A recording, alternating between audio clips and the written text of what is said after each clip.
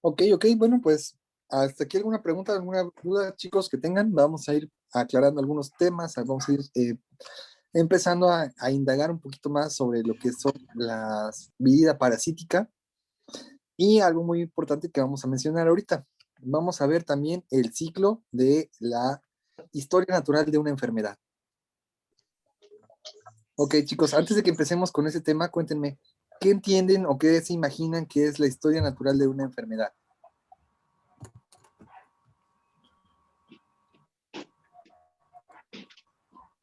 A ver, chicos, cuéntenme, ¿qué creen que sea la historia natural de una enfermedad?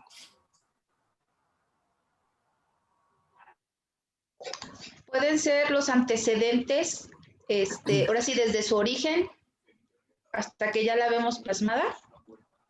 Ok, ¿alguien más? Puede ser desde sus signos y síntomas hasta que pues ya se nos presenta más fuerte.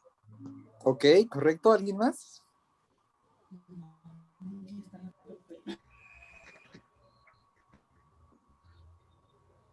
Bueno, la historia natural de la enfermedad tiene mucho que ver con la materia de parasitología porque es la historia de cómo una enfermedad se desarrolla en el cuerpo previo al mismo y cómo ésta empieza a generar daños, a veces irreparables, dentro de los signos y síntomas y también cómo se resuelve sin el uso de algún fármaco o la atención especializada.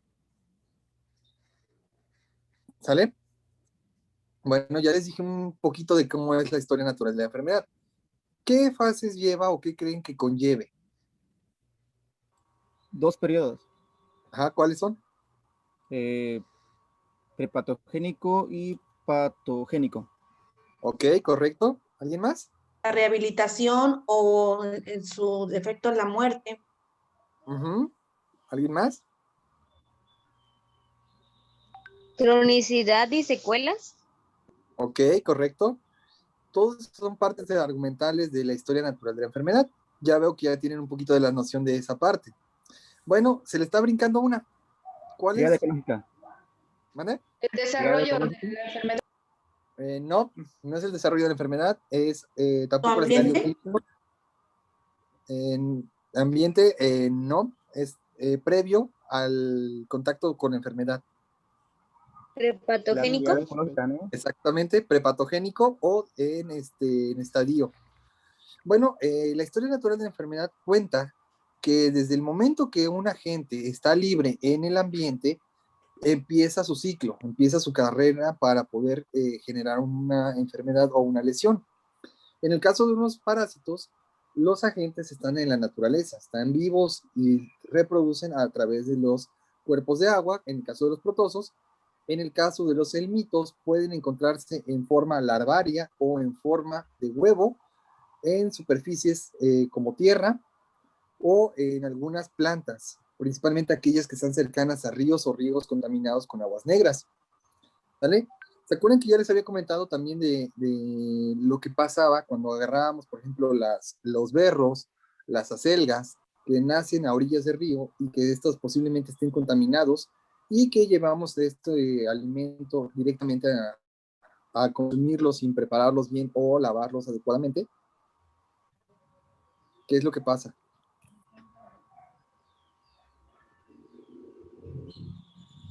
También me acuerdo que por ahí les había comentado una historia que le pasó a uno de mis maestros en el servicio social, que llegaron unas turistas y que se quisieron echar unos buenos taquitos y terminaron con una diarrea tremenda por una semana. Sí, porque estaban contaminados. Sí.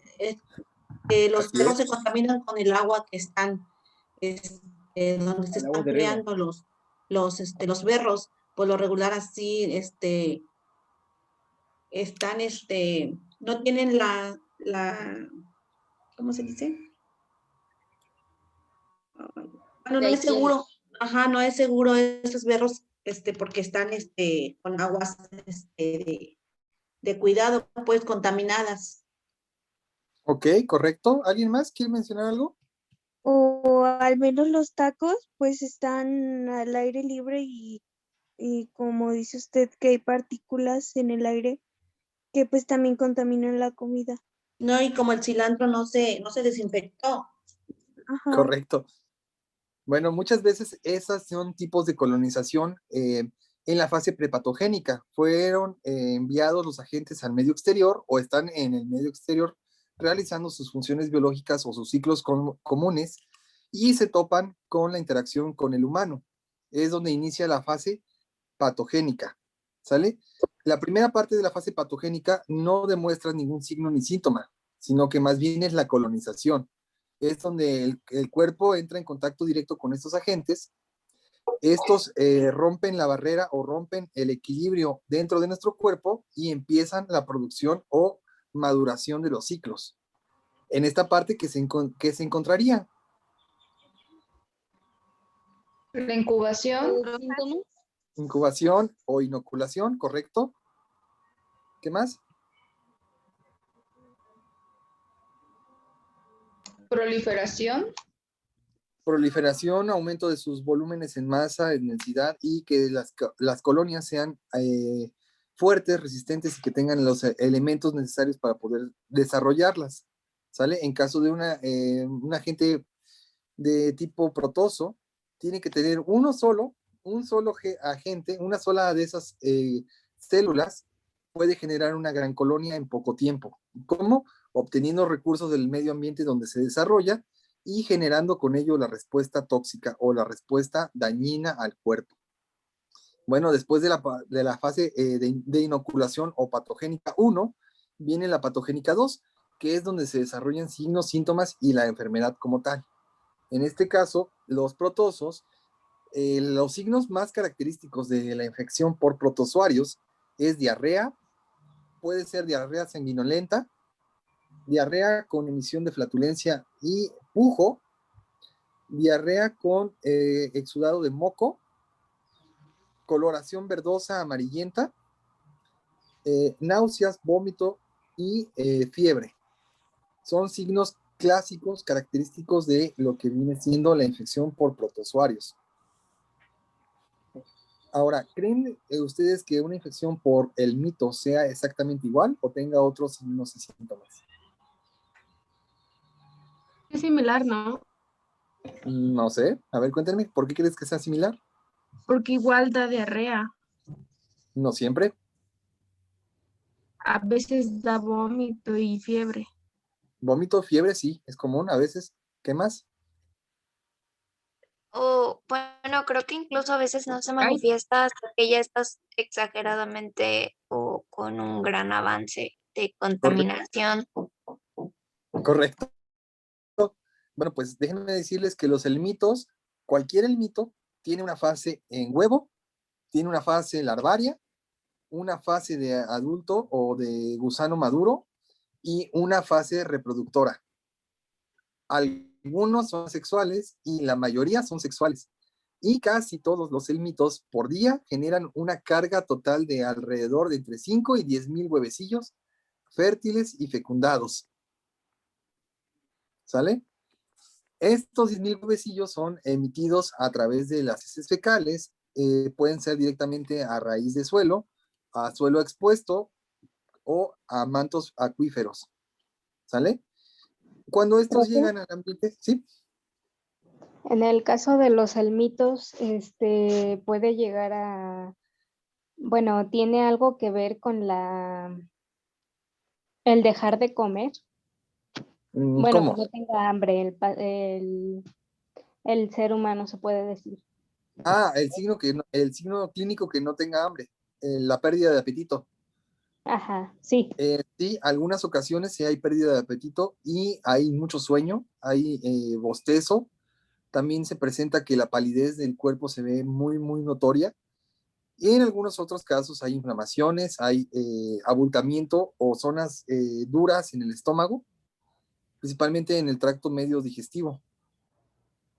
En algunos casos muy extremos, incluso podemos ver la migración o excreción de parásitos a través de nariz, puede ser a través del ojo o dentro del ojo, y en algunos casos extremos incluso llegan a haber convulsiones o ataques porque se sobresatura y se rompe o se perfora lo que es la pared intestinal por la sobresaturación. ¿Vale? Ah, ok. Bueno, pues como ya estábamos mencionando, chicos, los helmitos tienen algunos signos característicos por sí mismos. Casi la mayoría de los helmitos tarda mucho tiempo en mostrarlos, tarda mucho en que no seamos percatados de que estemos contaminados con ellos. Cualquiera de los helmitos, solamente hay 4 especies hasta ahorita que se pueden, actualmente que pueden contaminar al humano y que son a través de la piel. La mayoría se contagia de ese tipo de helmitos por el contacto directo con las larvas en ríos o lagos. Y en estos ríos o lagos tiene que haber una especie específica de caracoles que incuban la larva y que cuando nosotros entramos a nadar o caminamos sobre esa agua contaminada, las larvas penetran la piel de nuestros pies y llegan al intestino. De ahí la mayoría de todos los helmitos viven, desarrollan y crecen gracias a que nosotros tenemos un contacto directo con ellos, ya sea en su fase larvaria o en su fase de huevo. En algunos incluso en fase de quiste.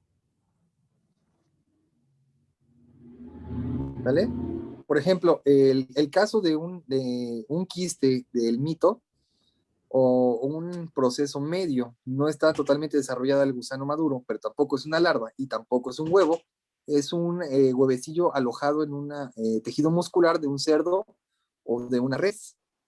Si no consumimos carne de estos animales correctamente cocida, que esté hervida bien o que esté bien cocinada, que no tenga ningún tipo de resto de materia o que no haya posibilidad de que en el interior se sigan desarrollando estos microorganismos, puede ser que al consumirlo nosotros también quedemos contaminados con ellos, porque esta fase de quiste los protege, aísla y resguarda mientras son devorados o comidos por otro tipo de huésped. Profe, ¿Mande? ve que hay personas que piden, cuando van a un restaurante, piden comida a término medio. Uh-huh. Yo he visto que la carne, al cortarla, todavía se le ve un poco de rojo ahí, como Sangre. sanguaza. Ahí están consumiendo bacterias, ¿cierto? Así es, no solamente bacterias, sino que también pueden consumir algunos quistes de helmitos y estos mismos pueden desarrollar una infección muy severa en el estómago o en el intestino. Profe, ¿cómo es que se ofrece, si es que es tan peligroso eso, cómo es que se ofrece ese tipo de alimento a término medio, si ahí va una falta de higiene o bueno, un peligro, pues? Sí y no. Lo que pasa es que primero que nada hay que ver o valorar qué tipo de carne es. Cuando es un corte fino, un corte especializado en ciertas partes del músculo del animal, ok, hay menos probabilidad de que esté contaminado y que se tenga un estudio o que se tenga un acta o una carta que diga que esa res estaba libre de parásitos y que fue colocada en un grupo específico de reses que cumplen las recomendaciones específicas por la Comisión de Salud. ¿Sale? Entonces, profe, ese corte ya no lleva bacterias. Sí, puede ser que sí lleve bacterias, pero al cocerse o al estar expuesto a la brasa, se mueren las bacterias la mayor parte de veces.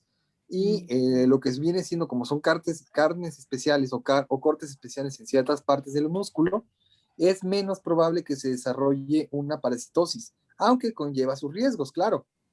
También si vamos por ejemplo, a un restaurante o queremos cocinarlo en casa nosotros y no tenemos esos cuidados, que compramos carne de dudosa procedencia o que no tenemos la seguridad de que es una carne completamente sana, que no tiene ningún tipo de agente parásito, bueno, estamos tal vez poniendo veneno en nuestra boca sin querer, por decir algo. ¿Sale? Gracias, profesor. En este caso, por ejemplo, lo que tú estabas mencionando del color rojizo, no es sangre, es una proteína derivada de la ruptura de los vasos o de las células eritrocíticas. Es ese pigmento rojizo. No quiere decir que esté cruda, al contrario. De hecho, estamos capacitados para poder comer o digerir algunos alimentos crudos. ¿Sale?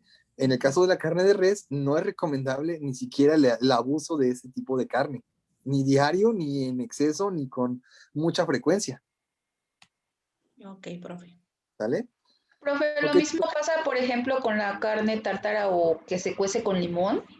No, en el caso de la carne tártara, bueno, en este caso que son cocidos con limón o vinagre, esta tiene un proceso de cocción, tiene un proceso en el que las bacterias van a morir por la acidificación del tejido y también van a morir algunos agentes parasíticos porque se van a dejar reposar mucho tiempo en un ambiente ácido. No quiere decir que tampoco quede exento de algunos otros casos, porque hay algunas bacterias que sobreviven en ambientes muy ácidos o muy alcalinos, y hay algunas otras que llegan incluso a sobrevivir a la cocción directa a sartén o al humo en leña. ¿Sale? Ok, chicos, ¿hasta aquí alguna pregunta? Profe, yo sí una pregunta. Oiga, y por ejemplo, ya ve que de las larvas que se meten por los pies, ¿eso puede pasar en alguna alberca o en algún cenote? Ya ve que pues en los cenotes pues sí es agua limpia, pero sí hay alguna especie de gusano grande. Sí, en cenotes puede llegar a haber ese tipo de contaminación. En albercas, lamentablemente no, porque no tienen el huésped intermediario. En este caso viene siendo un caracol.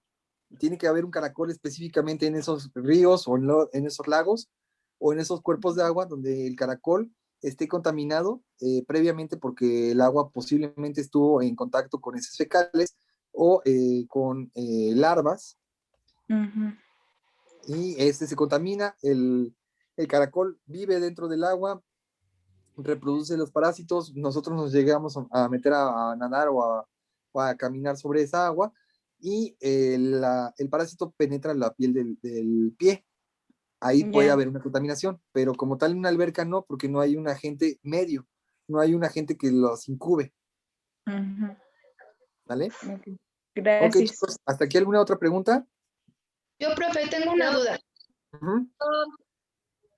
Por ejemplo, cuando hay un embarazo, el líquido amniótico es, la verdad, una temperatura para los protozoos y obviamente pues el feto llega a orinar y llega a tomar del mismo líquido. ¿Puede haber alguna consecuencia más pues severa cuando nace el bebé?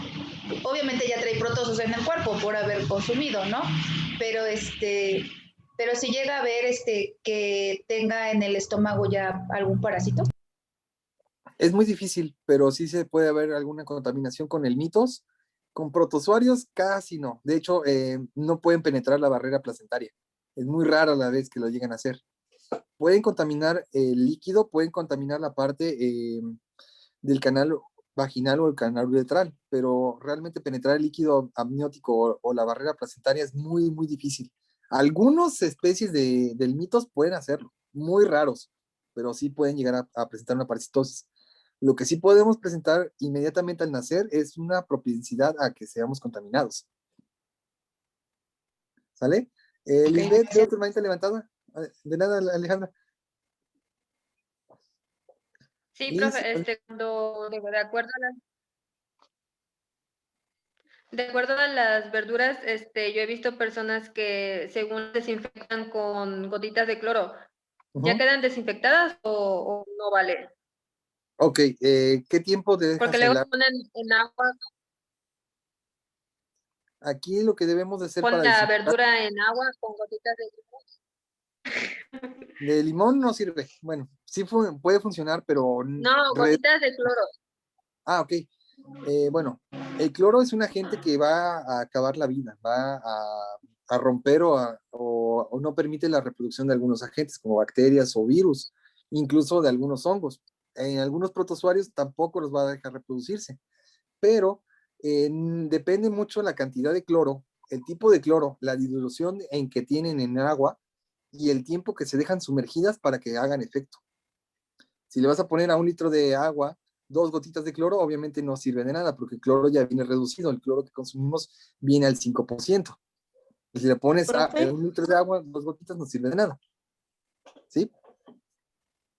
Espera, Profe, pero ahí, A ver, ¿quién? ¿Cómo? A ver, ya no se peleen. ¿Quién va? no, no, que siga el Liz. Ok, Liz.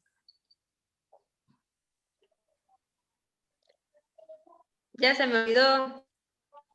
Ok, bueno, el caso es que, por ejemplo, si queremos hablar que queremos una inspección con cloro, hay que trabajar con la disolución propia del cloro y la cantidad de agua y verduras que debemos de tomar en cuenta para poder desinfectar.